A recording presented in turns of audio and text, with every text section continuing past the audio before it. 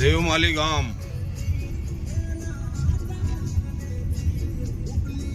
બતાવ્યા પ્રમાણે જેમ આપણે બધાએ સાંભળેલું છે કે ભાઈ અહીંયા સિમેન્ટનો ઉપયોગ કર્યા વગર કાચા મકાન બનેલા છે ને એમાં જ હજી લોકો રહે છે.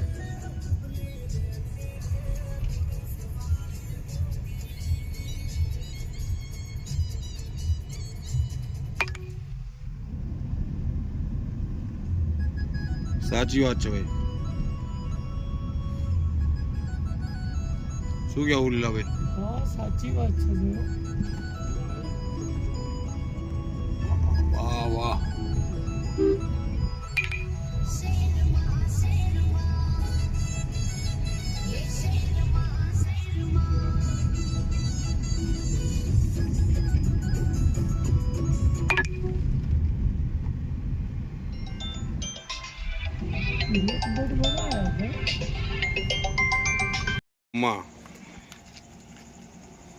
જેમ આપણે સાંભળેલું છે પ્રમાણે મકાન જોવા માટે આજે અમે 5 મિત્રો આવેલા છીએ. ખરેખર અહીંયા ગામમાં બધા મકાન માટીના જ છે. એવું અહીંયા કહેવામાં આવે છે કે ભાઈ અહીંયા મકાનમાં કોઈ જાતનો સિમેન્ટ યુઝ કરવામાં આવતો નથી. એકદમ માટીના જ ખાલી લીપણ કરીને મકાન બનાવવામાં આવે છે. કેમ કે એમનું એવું માનવું છે કે ભાઈ અહીંયા ભગવાનનું મંદિર પાકવું છે તો એનાથી ઉપરનું કોઈ ના હોઈ શકે. સૌથી ઉપર ભગવાન જ છે, એનાથી ઉપર કોઈ નહીં. એટલા માટે આ રહ્યા અમારા મિત્રો આશીષભાઈ,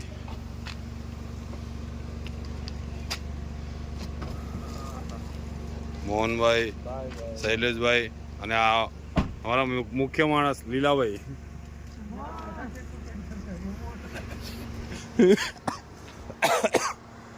ત્યાં સામે જે આપણને દેખાય છે દેવનારાયણ ભગવાનનું મંદિર છે.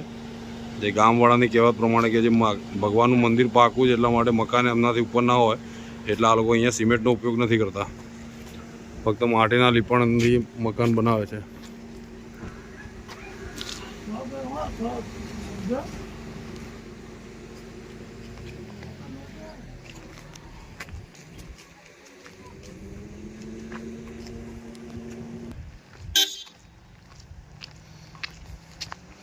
જ્યાં નજર જાય ત્યાં ફક્ત માટીના જ મકાન જોવા મળશે ભાઈ.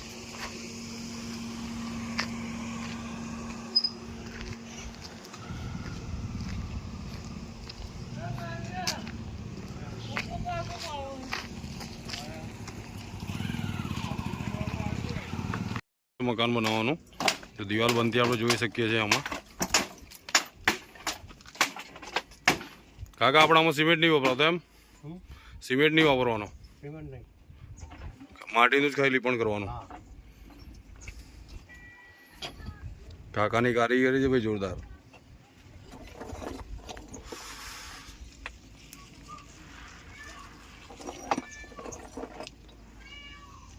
મસ્ત ગામ છે.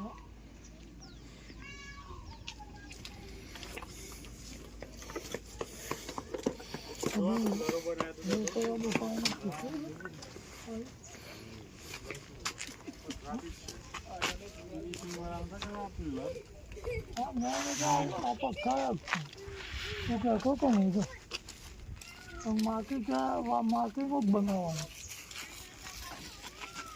આમાં નહીં ગોખા મળે.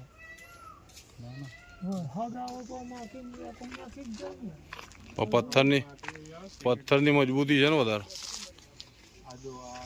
દેવનારાયણ ભગવાનનું મંદિર પર્વત ઉપર આવેલું છે ભાઈ.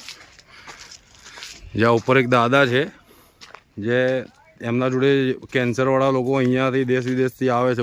માન્યતા પ્રમાણે એમની શક્તિનો ઉપયોગ કરીને કે ભાઈ 3 વાર ઝાડુ મારે ભાઈ જેવું કોઈ પણ જાતનું કેન્સર હોય તો મટી જાય છે.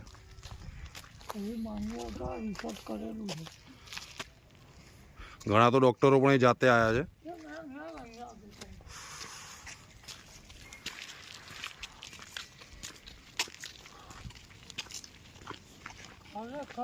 ખરેખર અહીંયા રહેવાની મજા આવે.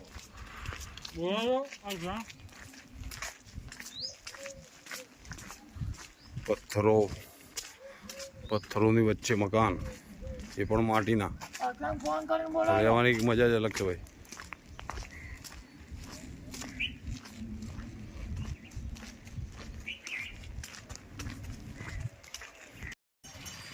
હે હમ બાન દાદાની ઉંમર જો ખાલી જે અંદર બેઠા છે ને તો બાની ઉંમર કેટલી હતી એટલે જીવન આયુષ્ય લાંબુ અહીંયા સમજે જમવાનું બધું સારું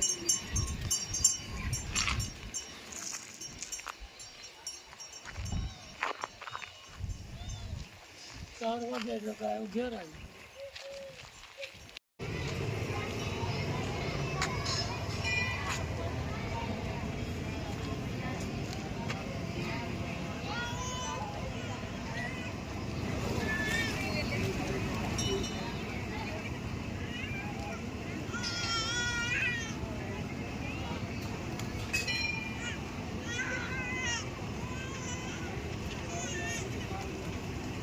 દેવનારાયણ મંદિર ટ્રસ્ટ તરફથી બનાવવામાં આવેલું કબૂતર માટેનું જમવાનું સ્થળ જ્યાં કબૂતરને દાણા નાખવામાં આવે છે.